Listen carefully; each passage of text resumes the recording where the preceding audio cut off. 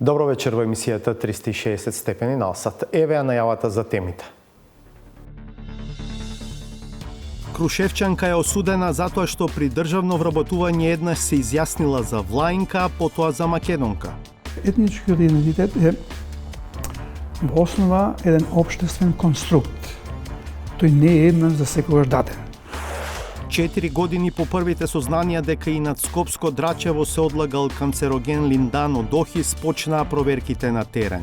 До длабина 3 до 4 метри се регистрирани присуство на поголема количина на хлор.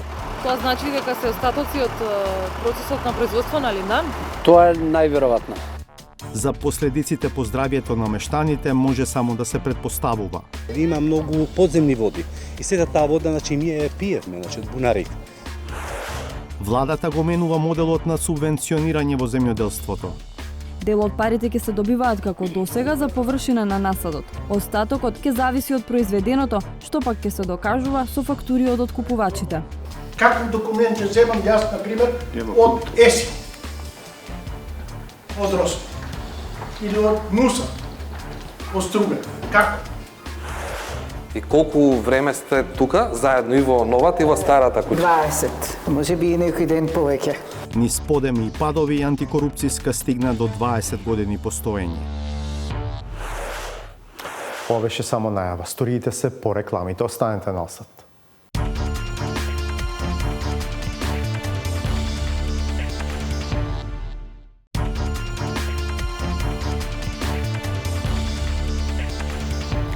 Гледате 360 степени.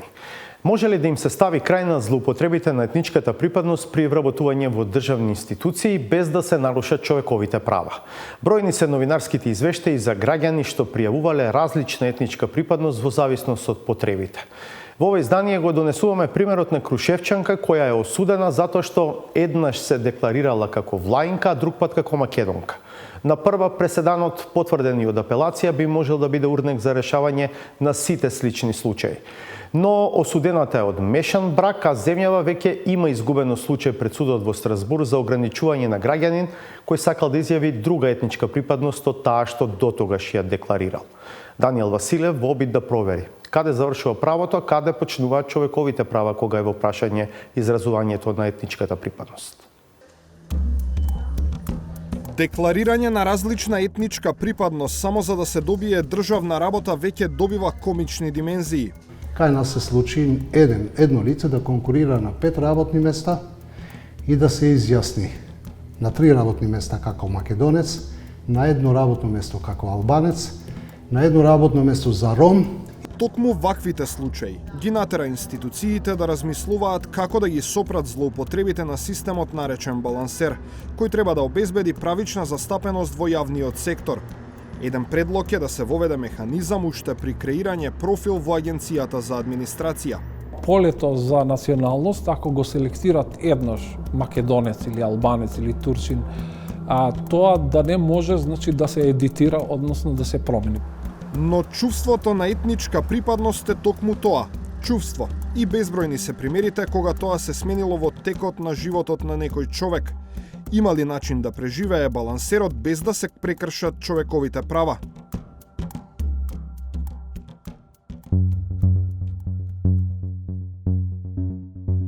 На обвинетата Евгенија Петроска и се одредува казна во трајање од 3 месеци, која нема да се изврши ако не стори друго кривично дело. Оваа пресуда ја изрекол Основниот суд во Крушево, а ја потврдил Апелацискиот суд во Битола, затоа што Петроска еднаш се изјаснила како влаинка, а подоцна како македонка. Во оваа постапка, делото за кое беше обвинета, беше фалсификување на исправа по член 378 став 1 од Кривичниот законник. При изборот за советник во општината во 2017 година Петроска до ДИК поднела изјава во која се изјаснила како припадничка на влашката заедница. Една година подоцна, на оглас за раководител во Центарот за вработување во Крушево се пријавила како македонка. Обвинителството покренало истрага, а потоа и обвинение по пријава од конкурент на Петроска кој не ја добил позицијата бидејќи таа конкурирала како македонка. Што е спорно тука? Спорно е дека во конкретниот случај дека клиентот мој е дете на мешан брак. Значи, Мислам дека таткото е македонец, а мајката е влаинка по етничка припадност. И сега доаѓаме до тоа прашање, суштинското прашање. Кој може неизе лично да изабрани да се чувствува и како македонка, а под пределен период да даде изјава дека се чувствува влаинка или обратно? Токму ова бил и главниот аргумент во одбраната. Одбраната бараше да се отфрли ова обвинение, бидејќи е недопустливо било кој, вклучително и судот, да навлегува во личното чувство на било кој граѓанин, бидејќи со членот 8 од Уставот загарантирано е кој како ќе се чувствува, односно да изрази слободно волјата на која етничка група припаѓа. Но и судот, кога ја носел пресудата, се повикува на истиот член од Уставот како што се повикува и адвокатот Гажовски. Во Уставот на Република Северна Македонија, член 8, загарантирано е слободно изразување на националната припадност, кое точно е лично чувство на секој граѓанин. Но никаде Уставот на Република Северна Македонија не предвидува дека во исто време може некој да има лично чувство дека припаѓа на две етнички заедници или дека може да припаѓа, па да се изрази слободно дека припаѓа на две националности или повеќе. Односно припадноста на националноста да ја користи за личен интерес за да се оствари одредено право пред надлежен државен орган. Ваквото образложение според адвокатот Гажовски отвара нови правни дилеми. Дали има злоупотреба во делот на изјаснувањето, доколку има злоупотреба, кој таа злоупотреба ќе ја санкционира, но и дали е тоа можно да се навлегува од правен аспект или од аспект на основни човекови права, бидејќи не може никој вас да ви наведе или да ви каже или да ви определи, да ви утврди која етничка припадност е. Има ли човек право да го менува чувството на етничка припадност во текот на животот? Секако има, одговара универзитетскиот професор по социологија Ило Трајковски. Се случува од икс причини. Некогаш единките може да направат тоа, особено во битни животни ситуации, во склучување на брак, например, за миграција, предвижување. Или во некои конкретни ситуации заради различни социоекономски поттици. Интереси врзани во врска со тоа. Сега да кажам дека етничкиот идентитет е во основа еден општествен конструкт. Тој не е еднаш за секогаш даден. Но додава Трајковски, слободата на изразување на етничката припадност не треба да значи и загрозување на правата на одредени групи токму врз основа на етничката припадност. Иако има резерви кон идејата етничката припадност да се искажува еднаш во животот при регистрацијата во Агенцијата за вработување, според него мора да има и некои граници. Тоа мислам дека ќе биде сериозно прекршување на правото, слободата на самоидентификација. Треба да има ограничување, но со можност тоа да се промени, бидејќи реално ние во животот се менуваме. Не е исто да си македонец на 10 години и македонец на 30 години и македонец на 60 години. Обично луѓето стануваат повеќе патриоти на постарите возрасти. Предметот на крушевчанката Евгенија Петровска завршил годинава во мај пред апелацискиот суд во Битола. Од разговорот со незиниот адвокат не стекнавме впечаток дека знаела оти македонски граѓанин ја добил државата на слични основи пред судот во Страсбург. Штипскиот судија Славчо Тасев ја тужал и ја добил Република Северна Македонија во 2019 година пред Европскиот суд за човекови права, затоа што не му овозможила да ја смени етничката припадност во рок од неколку дена, пред изминување на периодот за кандидирање за членови на судскиот совет. До тој момент Тасев се декларирал како бугарин, а пред изборот побарал да биде впишан како македонец. Во случајот на Тасев, Тасев против Македонија, еден од аргументите на судот е дека државата му дала можност на него да го смени, ама не го испочитувала во 3 дена. Треба да има јасна ограничувањето на тоа право, како и на други права на луѓето, на човекови права, може да биде легитимно. Обштествено легитимно, дури во демократско општество, но секогаш да е законски решено, да не биде адхок решавањето. И кога единките ќе ги знаат своите права, така слободите и правото до каде можат во уживањето на тие слободи, се разбира дека тие самите ќе се ограничуваат, нема да делат против тоа. Во случајот Тасев против Македонија, Страсбур утврдил дека е прекршен членот 8 на Европската конвенција за човекови права, односно правото на приватен и семеен живот, како што вели професорот Трајковски. Тоа право сепак не е неограничено. Јавната власт не смее да се меша во остварувањето на ова право, освен ако тоа мешање е предвидено со закон и ако представува мерка која е во интерес на државата и јавната безбедност, економската благосостојба на земјата, заштитата на поредокот и спречувањето на кривични дела, заштитата на здравјето и моралот или заштитата на правата и слободите на другите во едно демократско општество. А домашните закони што го третираат вработувањето и државната служба не забрануваат ниту пак ограничуваат кога, како и колку често може да се менува етничката припадност.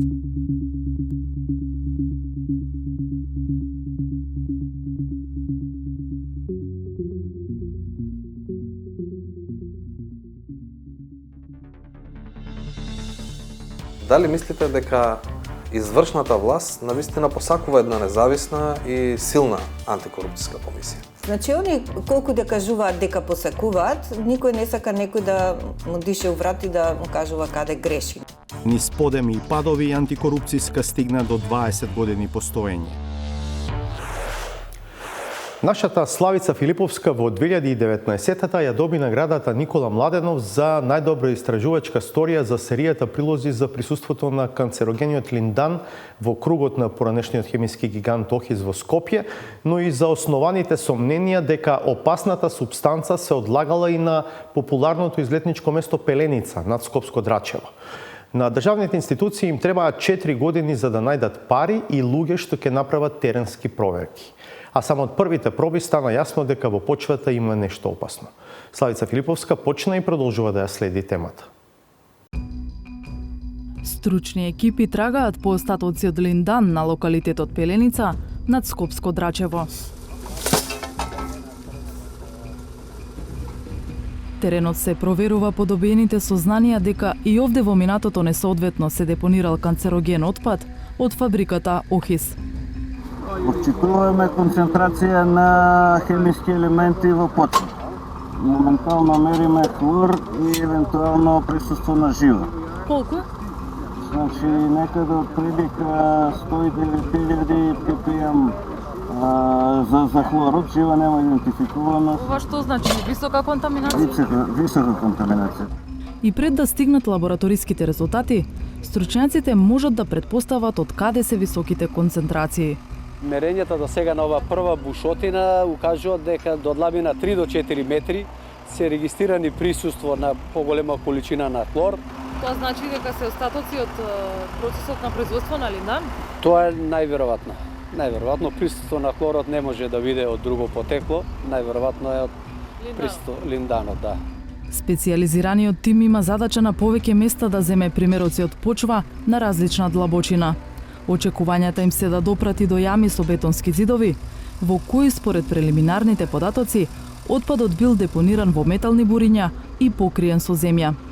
Освен почва, ќе се анализираат и подземните води. Имаме точки на кои што треба да вршиме испитувања, а плавите точки тоа се локации кај што треба да се констатира дали во длабина имаме присуство на подземна вода и можно присуство на одредени елементи по самата подземна вода. Теренското истражување е по откапа на Министерството за животна средина.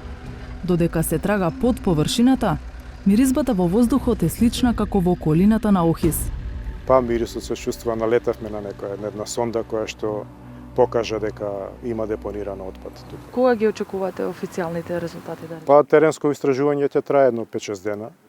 Ќе се земат примероци, истите ќе треба да се анализираат во лабораторија, па да се направат сите тие пресметки, естимации, 3D модели на локацијава и некаде до крајот на годината се очекува да се добијат финалните резултати со проценети количини на отпад и на контаминирана земја, со модели, опции за ремедиација и со тоа колку би чинале тие опции. 360 степени пред 4 години објави документ од Охис, магистерски труд и еколошки план на општина Кисела Вода.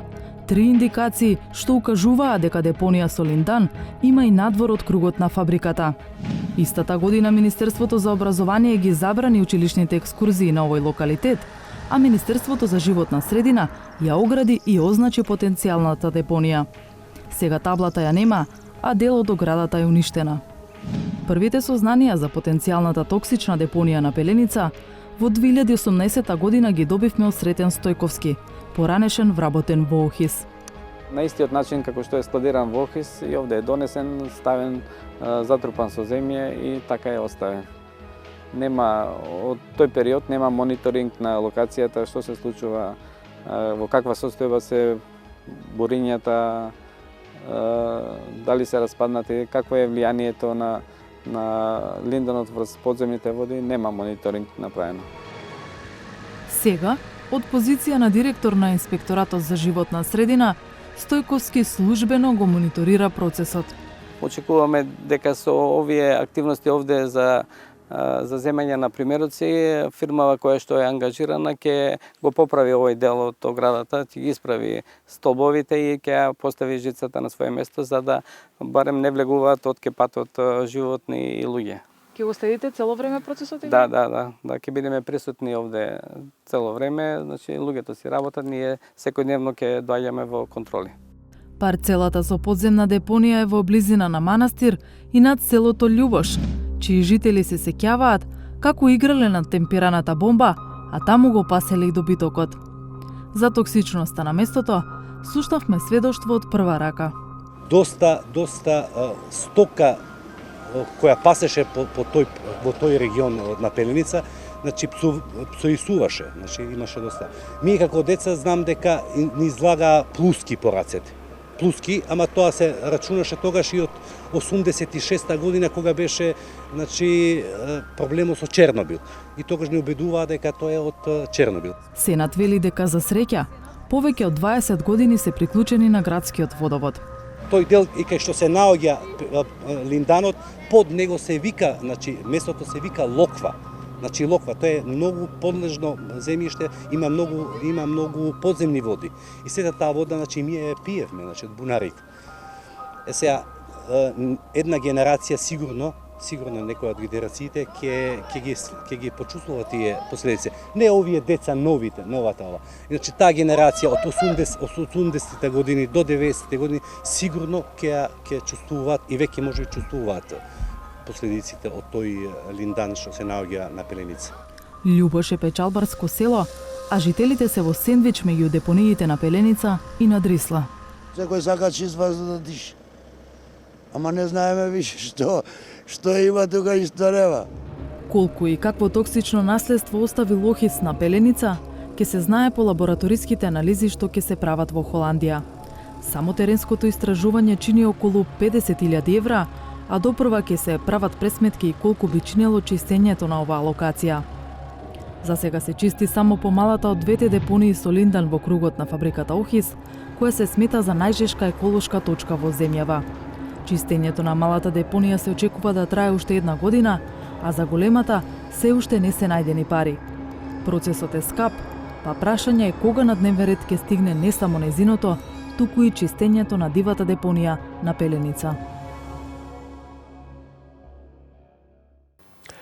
Земјоделците не се воздржаа од демонстрирање нервоза и несогласување со најавените измени во моделот на субвенционирање за време на презентацијата на новините од владини представници во Кавадарци, дебата на која сведочеше и 360 степени.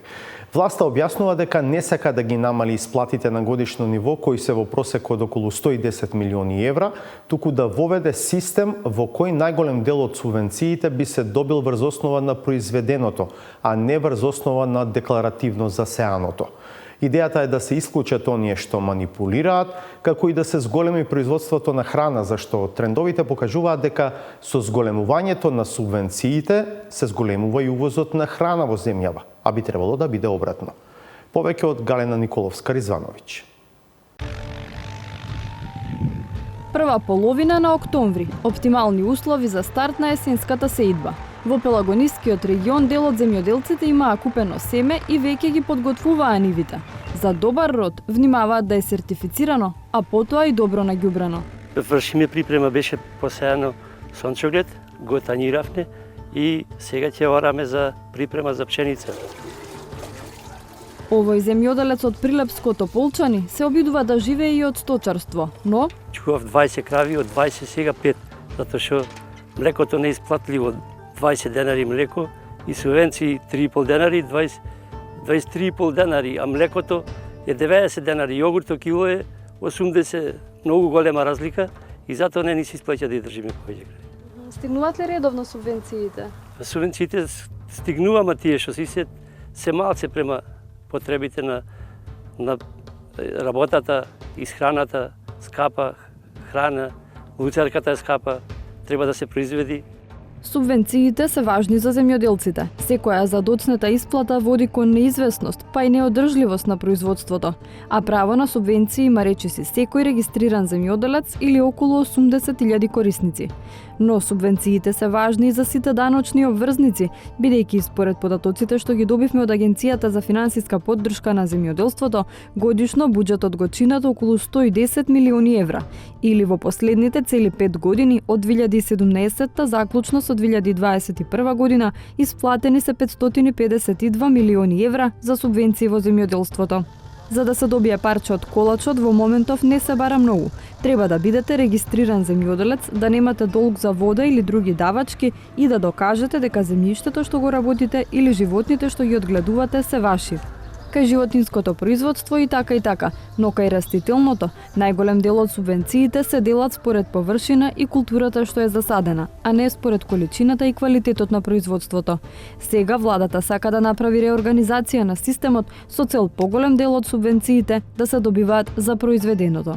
Значи, ако за кај нас 1 хектар субвенција за лозов насад е 40.000 денари, во Хрватска или во Словенија као најблиски примери ќе ги дадам, за да дојдеш ти до 40.000 денари за твојот хектар лозов насад, треба обавезно да имаш кроење на зелено, обавезно. Почитување на агротехнички мерки, вкрстена сообразност и така натаму 300 инспекции за да дојде до некоја таква фаза. Че основната субвенција за лозов насад, што кај нас ја категоризираме како 40.000 денари до сега, основна таму е 200. Со PowerPoint презентација и примери како е во Европската Унија, владините представници од ресорот земјоделство ги презентираат измените пред земјоделците. Една таква средба се одржа во општинската зграда во Кавадарци, а во фокус, разбирливо за регионот, беа лозарството и овоштарството.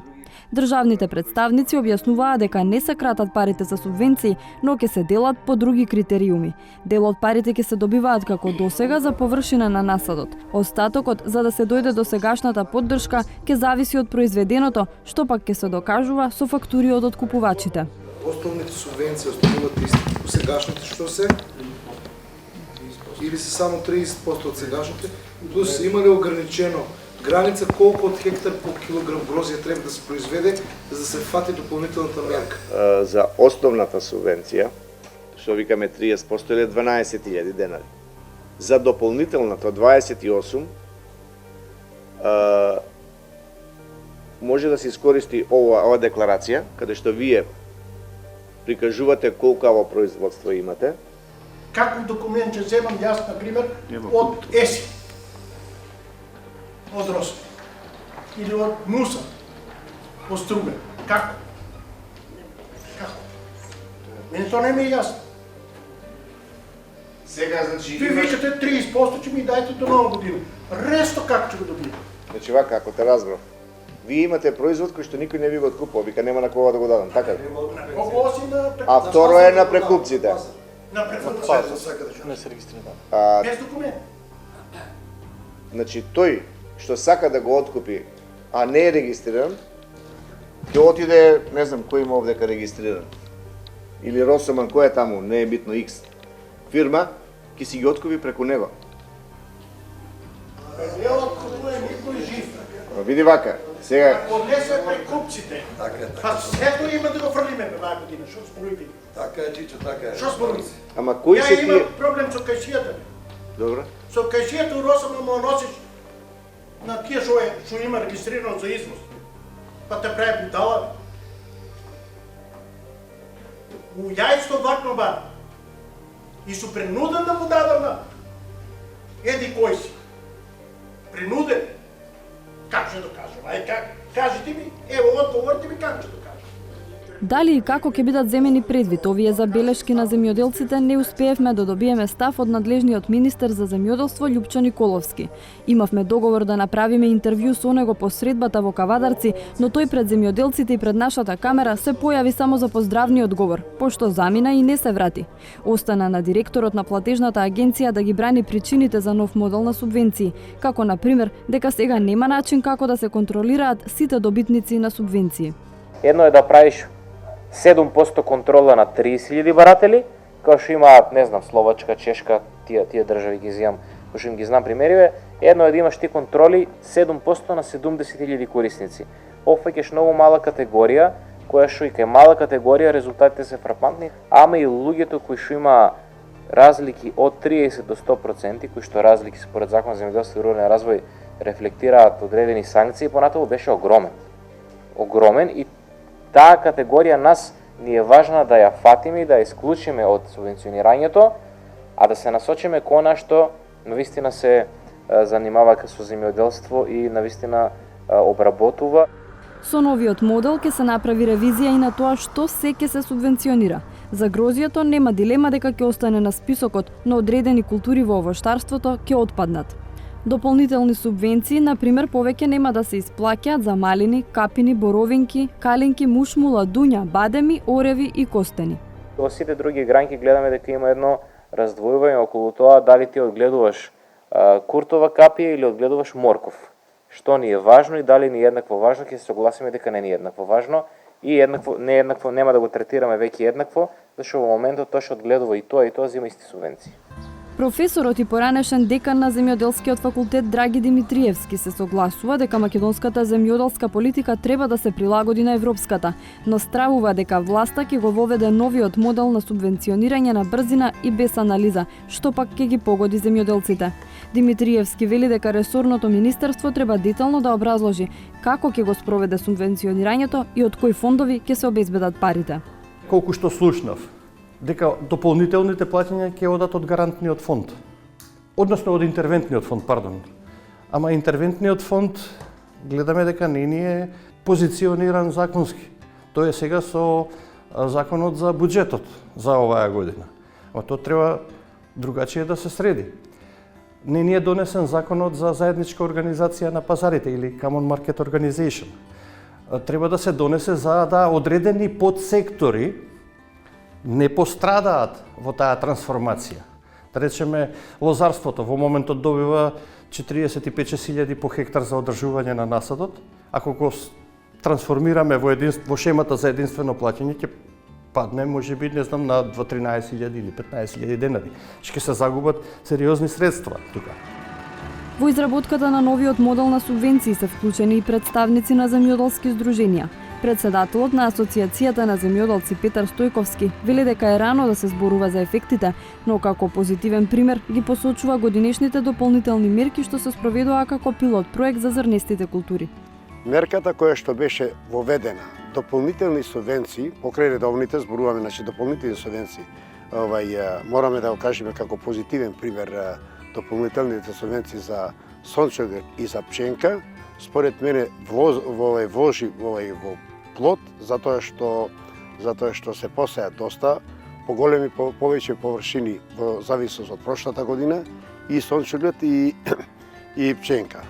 Тоа значи сепак можда не целосно, меѓутоа делимично сме задоволни од она што дополнителни мерки воведе владата на Република Македонија. Новиот модел на субвенционирање веќе го помина владиниот филтер. За да стапи на сила од јануари како што планира владата, треба да помине и низ еден друг филтер – земјоделците. Барем од она што ние го видовме на терен, тие засега не се воодушевени.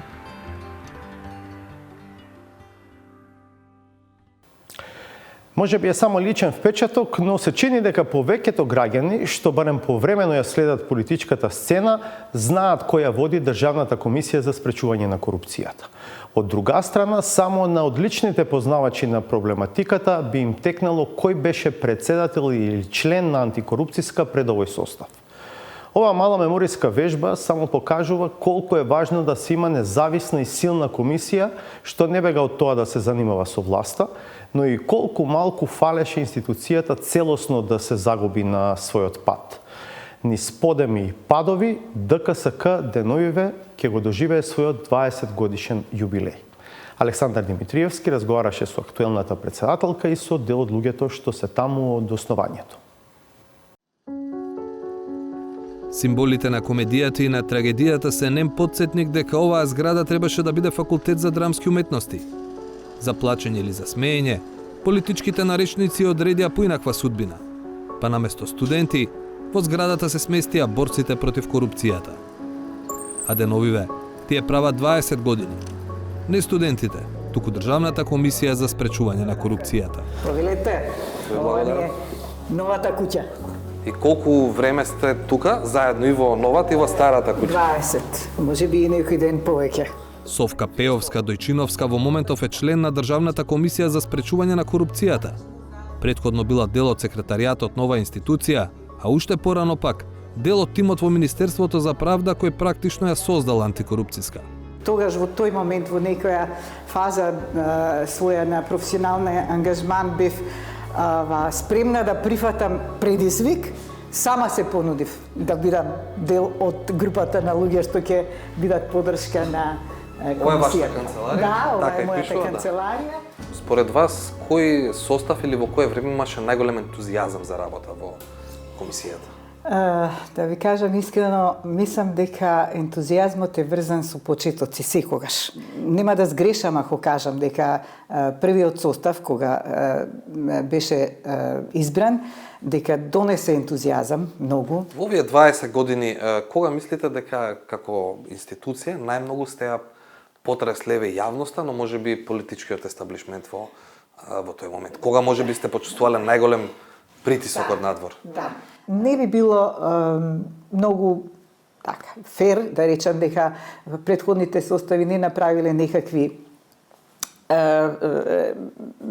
некакво постапување кое не се одразило во јавноста, но сметам дека од нашето работење, од почетокот на нашето работење, влегувањето во костец со актуелната политика, со актуелните политичари, кога вие ги прозивате од премиер, од вице-премиер, министри, директори. Сметате дека актуелниот состав е најкритички настроен кон актуелната власт? Па сега малце нескромно може нели ќе звучи тоа сепак, но мислам дека двете алатки, тоа што нас не избра на начин на кој што не избра, кој што стана препознатлив и пофален и од Европската комисија и од другите меѓународни субјекти, фактот дека ние сме исклучиво и пред јавноста отворени, тоа не прави и храбри и ние гради довербата кај граѓаните. Кога ќе погледнете 20 години наназад, дали сметате дека професионално се реализиравте или дека беше тоа потрошено време? Со задоволство ќе го завршам својата професионална кариера со многу позитивни чувства кон оваа институција. Знаете како новороденче кое што сте го израснале до 20 години. Јубилеот 20 години заедно со ДКСК слави и Владимир Георгиев. И тој сега е член на комисијата. Добар ден, Владо. Добар ден. Добре дојдовте. Добро ме најдов. Најдовте ли фотографии како што разговаравме од постарите состави? Да. И вие сте практично од почетокот на институцијата. Да, во секретаријатот и да, најдов фотографии, повелете може да ги погледнеме. Добро. Ова е? Ова е фотографија од првиот состав на Државната комисија за спречување корупција, која што беше именувана во 2002 година. Како што гледате, еве ги на седница, одржуваат седница. На фотографијата прв е Драган Малиновски, до него седи Михајло Маневски, Слажена Тасева. Од оваа страна се другите членови на комисијата, Самија Сани, Јован Трпеновски, Вања Лазарова и Нервет. И на крајот се гледа и генералниот секретар Тобершен, сега член на Државната комисијата, Совка Пеовска Дојчиновска. Меѓу фотографиите имаше и такви од вториот и од третиот состав на комисијата. И толку. Се чини дека ниту во комисијата немаат спомени од подоснежните состави од втората половина на минатата деценија. Добро, Владо, и од сите состави, кој состав би рекле дека беше со најмногу ентузијазам за работата? Да, би рекол дека првиот состав што беше именуван од собранието се соочи, би рекол, со оние породилни, односно маки на новороденче или предизвици за да си го заземе своето место во системот за борба против корупција во држава. Меѓутоа, она што највеќе би рекол ја одбележа ова првиот состав на комисијата и во јавноста беше еден предмет наречен бачило, бидејќи тој предмет беше отворен врз основа на ревизорски извештај, меѓутоа вклучуваше високи представници, тогашни актуелни и од власта, но и други службени лица. Но Како завршија тие предмети и постапки што ги отворивте вие за приватизациите, знаете или веќе имате изгубено трага? Значи тие предмети што повеќето што беа за приватизација не го добија својот конечен завршеток, би рекол, нити во јавното обвинителство. Од сите тие предмети, колку што јас се сеќам, само овој доби јавно обвинителска проследеност и судска на крај завршни се овој предмет бачило. Сето ова го следи сепак оваа ситуација и сите останати состави на Државната комисија за спречување корупција, вклучувајќи го и на овој последен состав, че ние продуцираме иницијативи за кривично гонење, но за жал некако од обвинителството не се соодветно проследени. Во тој контекст морам да ве прашам, еве после дводецениско работење, ангажман во комисијата, прво во секретаријатот, сега и како член на комисијата, дали се чувствувате реализирано во оваа смисла, бидејќи ефектите од вашата работа не добиле реализација во јавно обвинителски процедури? Да, јас се осеќам реализирано и сето она што и ние го вложиме како последен состав од 2019 година навака, сметам дека повторно на одреден начин го возобновивме ова тело, да си го најде местото во системот каде што го заслужува. ДКСК има почнато со 5 вработени, сега има 48. Во 20 години работа институцијата отворила 25.630 предмети. Од нив 8.645 предмети биле за корупција. Поднели 184 кривични пријави. Председателке, поминаа 2 децении од основањето на антикорупцијската комисија. Барем во времето додека вие водите оваа институција, дали сметате дека вашата работа и работата на луѓето од оваа институција наидува на вистински одговор од институциите или наидува на глујуши? За жал, не можам да бидам задоволна од степенот на прифаќање, односно спроведување на нашите препораки. Тие проценти се многу ниски. Околу 1/3 од препораките се прифатени, а активностите од националната стратегија се исто така во многу мал процент спроведени, некаде околу 20%. Меѓутоа сметам дека направивме успешна промена во општеството и дека придонесуваме за зајакнување на свеста на граѓаните, но и на однесувањето и на свеста и на избраните и именувани лица. Во таа смисла не можам да не ве прашам дали мислите дека извршната власт навистина посакува една независна и силна антикорупцијска комисија. Кој е вашиот впечаток? Видете, впечаток. Значи, они колку да кажуваат дека посакуваат, никој не сака некој да му дише у врат и да му кажува каде греши. Мислам, тоа е природно човечки. Само доколку власта е со висока свест и ослободена од сите политички товари и слично, може да посакува таква институција која што ќе укажува за добро на целата држава. Од лична перспектива, имајќи го во предвид и личниот вложен труд, невложениот труд на целата екипа тука и вложените финансиски средства од буџетот и имајќи ги во предвид ефектите од вашата работа, дали вредеше што се кандидиравте и што се нафативте на оваа позиција во изминативе години? Да, јас сум задоволна, иако мислам да не беа некакви потешкоти на кои што наидувавме, а вие барем не следите од самиот почеток и знаете што све сме поминале, ќе бевме многу и поефикасни. Меѓутоа и ова што го постигнавме е добро и сум задоволна и сметам дека секој треба да се вложи, да направи барем мал чекор, секој да направи по некој мал чекор во општеството ќе почне нели да се забрзано да се движи напред. Ние се потрудивме да оставиме наш печат со нашето работење во комисијата, кој што ќе биде одраз на нашето професионално, непристрасно и независно работење и мислам дека сме успешни во таа наша, да речем, заложба.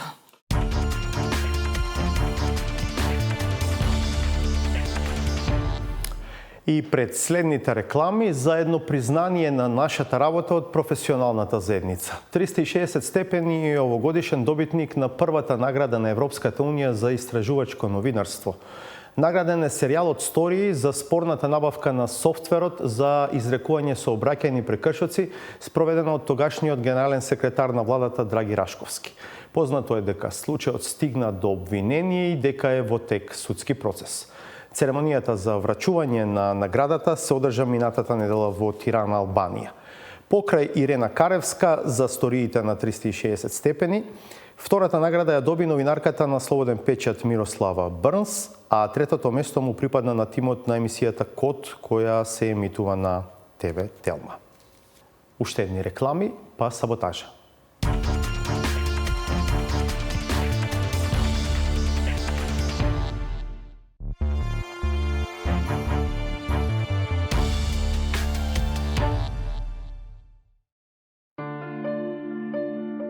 Потполната естрадизација на политиката на сличен начин како и во музиката им отвара можности на неталентираните и на неквалитетните да го дофатат микрофонот. И се додека се пее на плейбек, нивото на толеранција е прифатливо, но живите настапи изгледа не може повеќе да се трпат. Тоа што излегов пред неја беше единствен начин да се замолчи, затоа што таа имаше прикачено мобилен микрофон, како Цеца Величковиќ и така натаму на концертите и слично. Таков е вкусот и по завршениот концерт за избор на човекот што треба да ги натера криминалците да пропеат. Продуцентот зацкриен под пазувите на Шара успеа да организира одлична манифестација и за топ изведувач да биде избран тотален анонимус, кој наместо да свири, ќе треба да игра по ноти.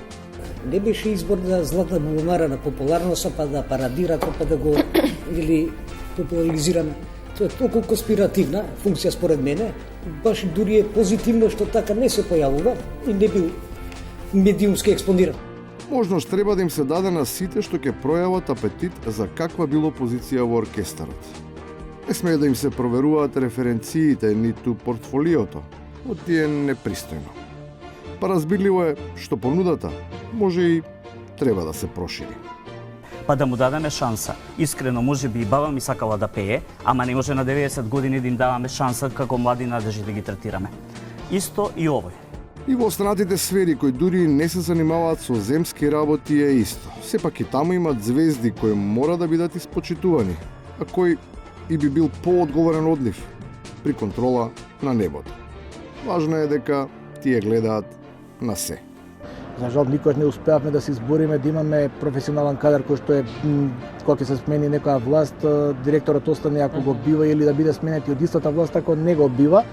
Кого бива, кого не, зависи од сетирањето. Тој што имал погрешна навигација кога бил близок до традиционалистите е нормално да има проблеми во време на модерната. И тогаш и сега си има мака, не само со барањата на политиката, туку и со лингвистиката. Јас немам таков мајнстрим да се изразам современо, немам такви мисли дека на власт треба да дојдам за да крадам. И на крајот, за тоа од каде потекнува сета мака, не поради буквите, туку поради начинот на кој наместо од што било, за импресиите се важни само лидерите. Моите иницијали се БЦ. Да, БЦ. Затоа што сум Борче Цветков. Ама во срцево ги носам иницијалите ЗЗ. Оти тоа мое срце чука во ритамот на напредната социјалдемократија. Ничии иницијали не се битни, ниту во кој ритам чука нечие срце. Најважен е умот. по него и рацете. Се ќе биде во ред, ако тој е здрав и бистер, а тие чисти. Завршуваме. За повеќе информации посетете веб страницата 360stepeni.mk. Таму ќе ги најдете сите содржини емитувани во ова и во другите изданија на емисијата 360 степени. Насад следуваат вестите на македонски јазик, погледнете ги, а ние повторно се гледаме в петок од 22. Пријатно!